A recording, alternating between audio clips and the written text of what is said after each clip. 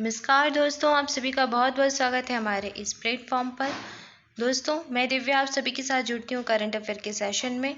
और आज है 25 मई 2021। हम देखेंगे 25 मई का करंट अफेयर। सारे क्वेश्चंस कवर करेंगे, तो बने रहे मेरे साथ वीडियो के अंत तक। पूरा वीडियो ध्यान से देखना है।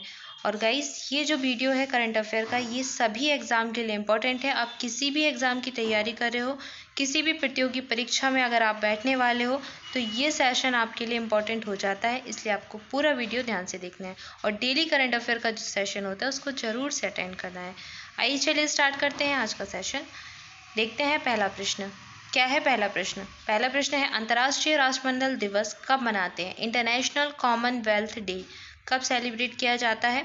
ऑप्शंस देख लेते हैं। 10 जनवरी, 24 मई, 25 अगस्त या फिर 12 जुलाई। तो यह दिवस मनाया जाता है 24 मई को। 24 मई को सेलिब्रेट करते हैं अंतर्राष्ट्रीय राष्ट्रमंडल दिवस, इंटरनेशनल कॉमनवेल्थ डे। और 2021 की थीम देख लीजिए क्या है, डिलीवरिंग अ कॉमन फ्यूचर। ये इस वर्ष की थीम हो जाएगी। नोट कर लीजिए, सारे स्टूडेंट नोट कर लें। इस वर्ष की थीम है डिलीवरिंग अ कॉमन फ्यूचर। और कब मनाते हैं? 24 मई को मनाते हैं इंटरनेशनल कॉमनवेल्थ डे। अच्छा, बात हो रही है कॉमनवेल्थ डे की। कॉमनवेल्थ गेम्स के बारे में भी आपने सुना होगा। होते हैं ना, राष्ट्रमंडल देशों के बीच कॉमनवेल्थ गेम्स आयोजित किए जाते हैं। और आगामी जो 2022 में गेम्स होने वाले हैं, कॉमनवेल्थ गेम्स, ये कहाँ पर होंगे? ये होंगे इंग्लैंड के बर्मिंघम शहर में। कहाँ पर? इंग्लैंड के बर्मिंघम शहर में 2022 में कॉमनवेल्थ गेम होंगे। इंपॉर्टेंट पॉइंट है, नोट कर लीजिए। इसके अलावा भारत में कब हुए थे? तो भारत में हुए थे 2010 में, भारत के नई दिल्ली शहर में। कहाँ पर? न्यू दिल्ली में आयोजित हुए 2010 में। और 2022 के जो आगामी होने वाले हैं वो होंगे बर्मिंघम में। ठीक है, तो इतना याद कर लीजिए। इसके बाद कॉमनवेल्थ के बारे में चर्चा कर लेते हैं, थोड़ा राष्ट्रमंडल देशों के बारे में। तो राष्ट्रमंडल की स्थापना हुई थी 1949 में। ये 1949 में इस्टेब्लिश हुआ था। और इसमें जो मेंबर कंट्रीज हैं, यानी कि सदस्य जो देश हैं, वो हैं 54। कितने सदस्य देश हैं? 54 सदस्य देश हैं। और जो नया ऐड हुआ है वो है मालदीव, यानी कि न्यूएस्ट जो देश है वो है मालदीव। न्यूएस्ट देश कौन सा हो जाएगा? मालदीव हो जाएगा आपका। और 54 मेंबर कंट्रीज हैं। इसका हेडक्वार्टर कहाँ है? इसका हेडक्वार्टर लंदन में है। यूके के लंदन शहर में इसका हेडक्वार्टर हो जाएगा। ठीक है, तो याद रखना है। अच्छा, ये है किनका संघ? तो राष्ट्रमंडल उन देशों का संघ है जो कि ब्रिटिश जो रहे हैं, जो कि ब्रिटिश वाले लोग रहे हैं, ब्रिटिश के अधीन रहे, या तो उनकी गुलामी वाले देश रहे, या जिन पर कभी ना कभी ब्रिटिश का शासन रहा है, तो उन देशों का ये संघ है राष्ट्रमंडल। और इसमें कितनी मेंबर कंट्रीज हैं? 54। ठीक है, इसलिए इसका हेड क्वार्टर भी कहाँ पर है? यूके के लंदन में ही है। और इसकी हेड भी कौन होती हैं? यूके की, यानी कि लंदन की यहाँ की जो क्वीन एलिजाबेथ अभी जो द्वितीय हैं यहाँ की हेड, तो वो ही इसकी हेड होती हैं। हेड ऑफ द कॉमनवेल्थ होती हैं क्वीन एलिजाबेथ, जो द्वितीय हैं अभी वर्तमान में, वो इसकी हेड हो जाएंगी। ठीक है, तो इतनी जानकारी आपको इस प्रश्न से याद रखनी है। ऑप्शन बी इस प्रश्न का राइट आंसर हो जाएगा। आइए बढ़ते आगे, देखते हैं अगला प्रश्न। अगला प्रश्न दिवस से संबंधित ही है। अंतर्राष्ट्रीय गुमशुदा बाल दिवस, इंटरनेशनल मिसिंग चिल्ड्रंस डे कब मनाया जाता है? ऑप्शन है 22 मई, 23 मई, 24 मई या फिर 25 मई। इस प्रश्न का सही उत्तर हो जाएगा ऑप्शन डी, 25 मई। 25 मई को मनाते हैं अंतर्राष्ट्रीय गुमशुदा बाल दिवस, इंटरनेशनल मिसिंग चिल्ड्रंस डे। 25 मई को मनाया जाता है। अच्छा, आपको कुछ ऑपरेशन याद रखने हैं। जो गुमशुदा बच्चे होते हैं उनको ढूंढने के लिए भारत के विभिन्न राज्यों में कुछ ऑपरेशंस चलाए गए। जैसे कि ऑपरेशन इस्माइल अगर आपसे पूछ ले, तो ये गुमशुदा बच्चों को ढूंढने से लेकर संबंधित है। ऑपरेशन मिलाप इसी से संबंधित है। और ऑपरेशन मुस्कान, ये भी गुमशुदा बच्चों को ढूंढने से संबंधित है। और ये किन किन राज्यों के ये पूछे जाते हैं, तो याद कर लीजिए। ऑपरेशन इस्माइल चलाया गया था हैदराबाद में, और इसमें इस रेस्क्यू में 325 बच्चों का रेस्क्यू किया गया था, 325 बच्चों को ढूंढा गया था। ऑपरेशन मुस्कान चलाया गया था कहाँ पर? ऑपरेशन मुस्कान है तेलंगाना राज्य से संबंधित। यहाँ पर 3914 बच्चों का रेस्क्यू किया गया था। और इसके अलावा ऑपरेशन मिलाप चलाया गया था दिल्ली पुलिस के द्वारा। कहाँ पर? दिल्ली पुलिस का है। और यहाँ पे 333 बच्चों का रेस्क्यू किया गया था। 333 बच्चों को ढूंढा गया था। जो गुमशुदा बच्चे हैं उनको ढूंढने से लेकर संबंधित हैं ये ऑपरेशन, ऑपरेशन स्माइल, ऑपरेशन मिलाप और ऑपरेशन मुस्कान। ठीक है, ये आपसे पूछे जा सकते हैं, इसलिए आपको नोट कर लेना है। किन किन राज्यों के हैं ये भी याद करना है। एक बार फिर से रिवाइज करा देते हैं। ऑपरेशन स्माइल हैदराबाद का हो जाएगा। ठीक है, ऑपरेशन मुस्कान कहाँ का हो जाएगा, तेलंगाना का हो जाएगा। और ऑपरेशन मिलाप कहाँ का है, दिल्ली पुलिस का है। ठीक है, दिल्ली पुलिस ने चलाया था।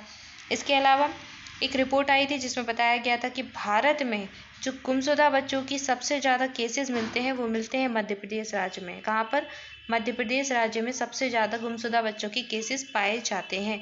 तो ये जो है एक रिपोर्ट में बताया गया था, तो ये भी याद रखिए।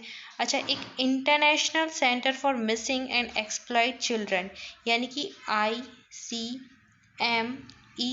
है। एक इंटरनेशनल मिसिंग जो चिल्ड्रन गुम हो जाते हैं उन बच्चों के लिए एक इंटरनेशनल संस्था बनाई गई है जो कि अंतर्राष्ट्रीय गुमशुदा बाल दिवस आयोजित करती है। तो ये जो संस्था है इसकी स्थापना कब हुई थी, इसका फॉर्मेशन हुआ था 1998 में। इसका फुल फॉर्म क्या है, ICMEC का international centre for missing and exploit children, ये इसका फुल फॉर्म हो जाएगा। 1998 यानी कि 1998 में इसकी स्थापना हुई थी। और हेडक्वार्टर कहाँ पर है इसका, हेडक्वार्टर इसका USA में हो जाएगा। और यही संस्था हर वर्ष इस दिवस का आयोजन करती है। कब, 25 मई को, 25 मई को मनाया जाता है ये दिवस। ऑप्शन डी इस प्रश्न का राइट आंसर हो जाएगा। आइए देखते हैं अगला प्रश्न। नेक्स्ट है, हाल ही में किस राज्य सरकार ने राज्य में कोरोना मरीजों के लिए उमंग के बाद अब संजीवनी परियोजना शुरू की है। ऑप्शन है हरियाणा, बिहार, पंजाब या फिर तमिलनाडु।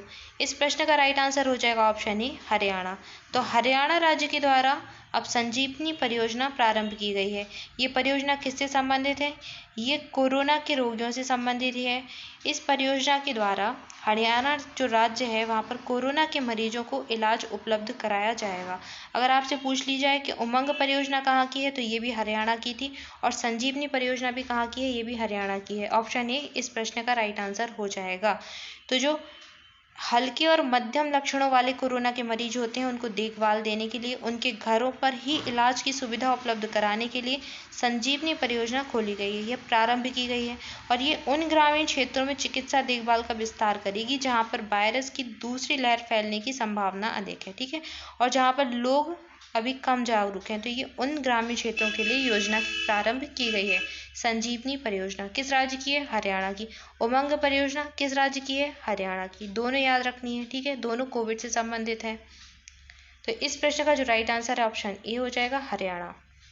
आइए देखते हैं अगला प्रश्न। अगला प्रश्न है आपके लिए, अंतर्राष्ट्रीय हॉकी महासंघ यानी कि FIH के अध्यक्ष निम्न में से कौन नियुक्त किए गए हैं। ऑप्शन है मार्क कोड्रोन, अनिल कुमार सचदेवा, नरेंद्र बत्रा या फिर कमल त्यागी। इस प्रश्न का राइट आंसर हो जाएगा ऑप्शन सी, नरेंद्र बत्रा। तो अंतर्राष्ट्रीय हॉकी महासंघ के अध्यक्ष दोबारा से नियुक्त हुए हैं नरेंद्र बत्रा। इससे पहले भी यही थे और अभी एक बार फिर से ये नियुक्त हो गए हैं। ऑप्शन सी इस प्रश्न का राइट आंसर हो जाएगा। आइए देखते हैं अगला प्रश्न। अगला प्रश्न है आपके लिए, हाल ही में मोनाको ग्रांड प्री फार्मूला 1 की ट्रॉफी निम्न में से किसने जीत ली है। ऑप्शन है लुइस हैमिल्टन, सेबेस्टियन बीटल, निको रोचबर्ग या फिर ऑप्शन डी है मैक्स वेरस्टेपेन।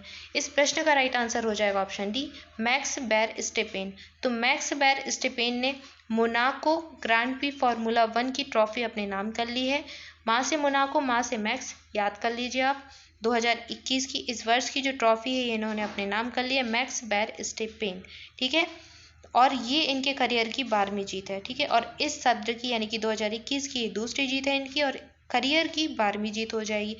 और मैक्स वेरस्टेपेन है, इन्होंने 25 अंक हासिल किए इस जीत में, और इसके साथ ही ये पदक तालिका जो चैंपियनशिप तालिका होती है उसमें लुइस हैमिल्टन से 4 अंक ये आगे हो गए हैं। ठीक है, तो ये भी आपको याद रखना है। Max Verstappen Monaco Grand Prix Formula 1 की ट्रॉफी जीत ली है।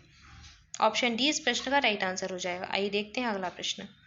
अगला प्रश्न है, हाल ही में किस राज्य के जो मुख्यमंत्री हैं उन्होंने वात्सल्य योजना की शुरुआत की है, वात्सल्य योजना की घोषणा की है। ऑप्शन है बिहार, उत्तराखंड, झारखंड या फिर असम।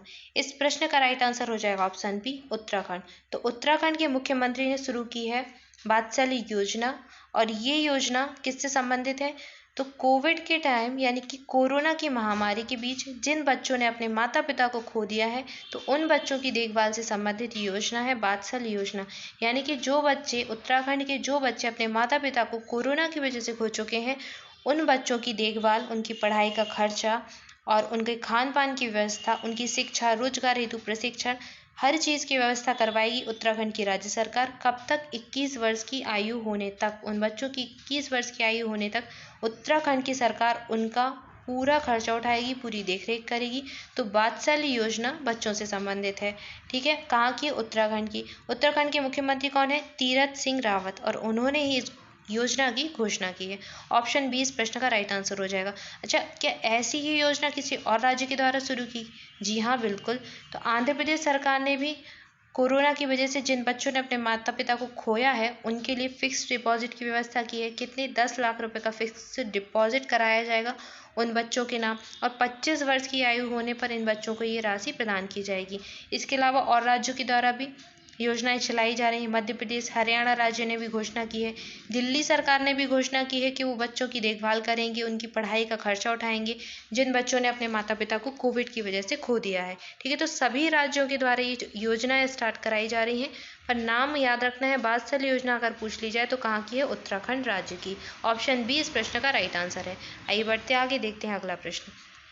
नेक्स्ट है, हाल ही में किस राज्य सरकार ने mission oxygen self reliance launch किया है? ऑप्शन हैं दिल्ली, महाराष्ट्र, उत्तर प्रदेश या फिर मध्य प्रदेश। इस प्रश्न का राइट आंसर है ऑप्शन बी, महाराष्ट्र। तो महाराष्ट्र में ऑक्सीजन सेल्फ रिलायंस लॉन्च किया गया है, याद रखना है। ऑप्शन बी इस प्रश्न का राइट आंसर हो जाएगा। आइए देखते हैं अगला प्रश्न। अगला प्रश्न है, किस संगठन ने दुनिया का सबसे बड़ा और सबसे शक्तिशाली अंतरिक्ष विज्ञान दूरबीन जेम्स वेब स्पेस टेलीस्कोप विकसित किया है? ऑप्शन है नासा, इसरो, डीआरडीओ या फिर स्पेस एक्स।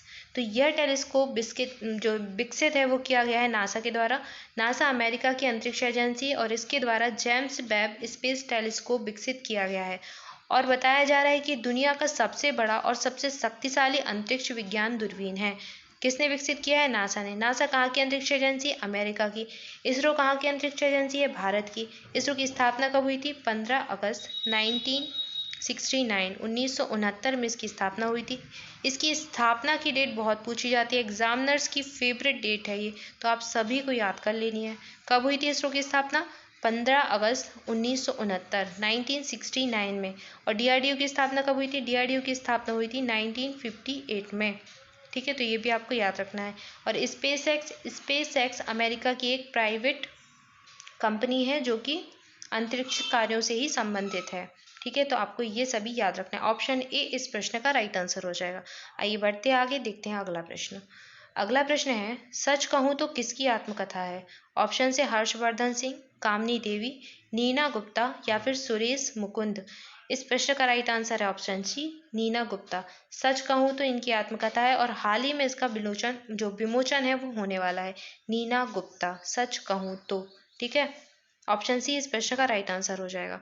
आइए बढ़ते आगे, देखते हैं अगला प्रश्न। नेक्स्ट है, परमाणु ऊर्जा आयोग के किस पूर्व अध्यक्ष का 23 मई 2021 को दिल का दौरा पड़ने से निधन हो गया? ऑप्शन है के.एन. व्यास, श्री कुमार बनर्जी, राहुल सचदेवा या फिर अनिल कुमार। इस प्रश्न का राइट आंसर है option B, Shri Kumar Banerjee.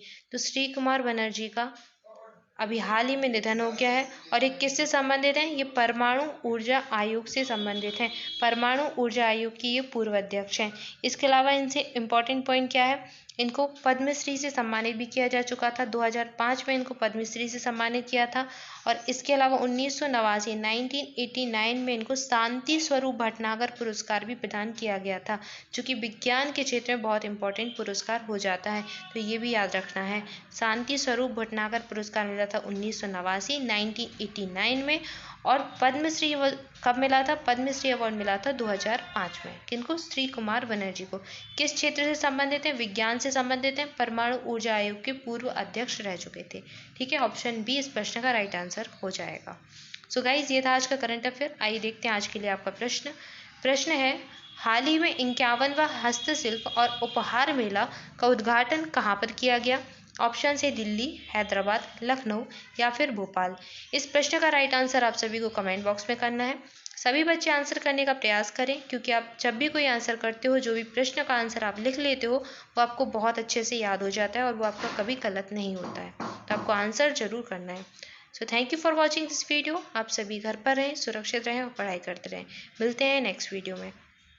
Thank you so much.